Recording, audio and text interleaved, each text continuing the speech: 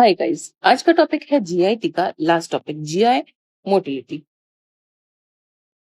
सबसे पहले बात करते हैं डिग्लूटेशन, जिसका सिंपल मतलब है फूड को माउथ से स्टमक तक सेफली पहुंचाना। ये प्रोसेस 3 स्टेजेस में कंप्लीट होता है। पहली स्टेज है ओरल स्टेज, जो वॉलेंटरी होती है। इस स्टेज में टंग फूड को च्यू करके बोलस बनाती है और उसे फेरेंस की तरफ पुश करती है। दूसरी स्टेज है फेरेंजियल स्टेज, जो इनवॉलेंटरी होती है और मेड्यूला के सॉलोइंग सेंटर के थ्रू कंट्रोल में होती है। इस स्टेज में सॉफ्ट पैलेट ऊपर उठाता है ताकि फूड नोज में न जाए। एपिग्लॉटिस लैरिंग्स को कवर करता है ताकि फूड ट्रकिया में न जाए और ऊपर एसोफेजियल स्पिंजर रिलैक्स हो जाता है।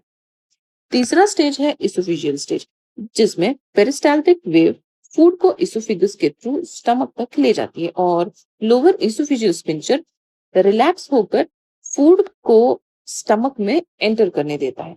याद रखिए, ओरल स्टेज वॉलेंटरी है जबकि फेरेंजियल और इसोफेजियल स्टेज इनवॉलेंटरी है।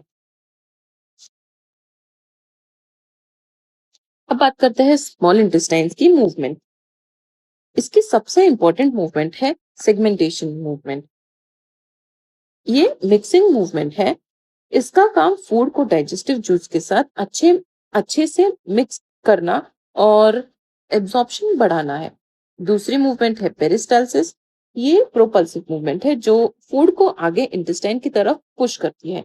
इसके अलावा पेंडुलर मूवमेंट भी होती है, जो लॉन्गिट्यूडनल मसल की वजह से होती है और मिक्सिंग में हेल्प करती है। और विलियस मूवमेंट विलाय को मूव करके एब्जॉर्प्शन को और एफिशिएंट बना देती है। सिंपल ट्रिक याद रखो, सेगमेंटल मतलब मिक्सिंग, पेरिस्टालसिस इज प्रोपल्सिव। अब आते हैं लार्ज इंटेस्टाइन पे। यहाँ सबसे पहले होता है हॉस्टल कॉन्ट्रैक्शन। ये स्लो मिक्सिंग मूवमेंट है जो वाटर और इलेक्ट्रोलाइट्स को एब्जॉर्प्शन में हेल्प करती है। इसके बाद होती है पेरिस्टालसिस, ये जो फीसिस को स्लोली आगे मूव करती है। सबसे इंपॉर्टेंट मूवमेंट में है मास पेरिस्टालसिस या मास मूवमेंट। ये पावरफुल कॉन्ट्रैक्शन होता है जो दिन में लगभग 2 से 3 बार होती है और फीसिस को रेक्टम तक पहुंचाती है। ये यूजुअली मील के बाद होती है ड्यू टू गैस्ट्रोकोलिक रिफ्लक्स। अब बात करते हैं डेफिकेशन रिफ्लेक्स, जो एग्जाम का फेवरेट टॉपिक है।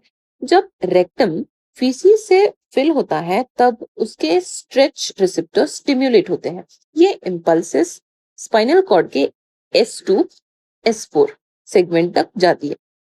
वहां से पेरिस्टाल्टिक नर्व्स रेक्टम को कॉन्ट्रैक्ट करवाती है और इंटरनल एनल स्पिंचर रिलैक्स हो जाता है।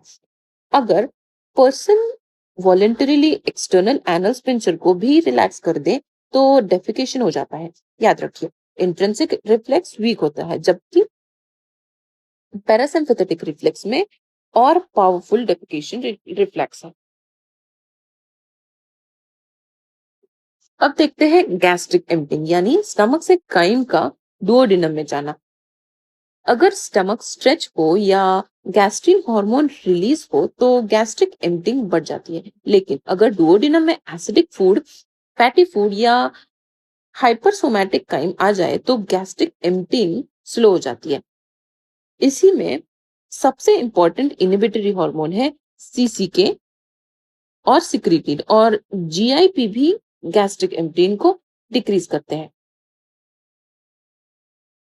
जीआई मोटिलिटी को 2 तरह से रेगुलेट किया जाता है, neural regulation and hormonal regulation.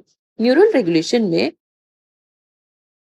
माइंटेरिक plexus motility को कंट्रोल करता है, जबकि सबम्यूकोसल फ्लेक्सस सिक्रीशन को रेगुलेट करता है। पैरासिम्पैथेटिक स्टिमुलेशन मोटिलिटी को इंक्रीज करता है, जबकि सिंपैथेटिक स्टिमुलेशन मोटिलिटी को डिक्रीज करता है और स्पिंचर्स को कॉन्ट्रैक्ट करता है। हॉर्मोन्स में गैस्ट्रिन और मोटिलिन मोटिलिटी को इंक्रीज करते हैं, जबकि सीसीके, सिक्रीटिन, जीआईपी, सोमैटोस्टेटिन मोटिलिटी को डिक्रीज करती है। पेरिस्टाल्टिक रश कभी कभी सिवियर इंटेस्टिनल इन्फेक्शन या फूड पॉइजनिंग में इंटेस्टाइन एकदम फास्ट कॉन्ट्रैक्ट करता है। इस रैपिड मूवमेंट को पेरिस्टाल्टिक रश कहते हैं। इसका पर्पस हार्मफुल सब्सटेंस को जल्दी से बॉडी से बाहर निकालना होता है। इसी वजह से डायरिया डेवलप होता है। ये एक्चुअली बॉडी का प्रोटेक्टिव मैकेनिज्म है।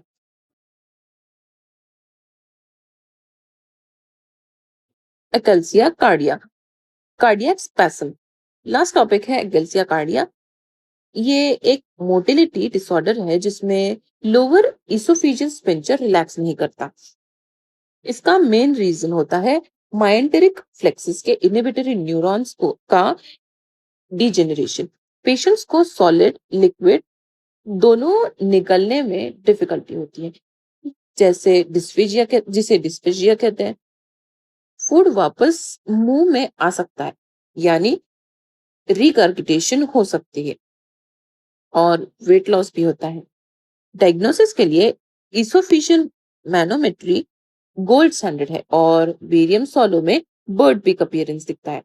ट्रीटमेंट में बलून डायलिटेशन, हेलर्स मायोटॉमी और बोटुलिनम टॉक्सिन इंजेक्शन यूज किया जाता है। आई होप आपको ये सारे टॉपिक समझ आ गए होंगे।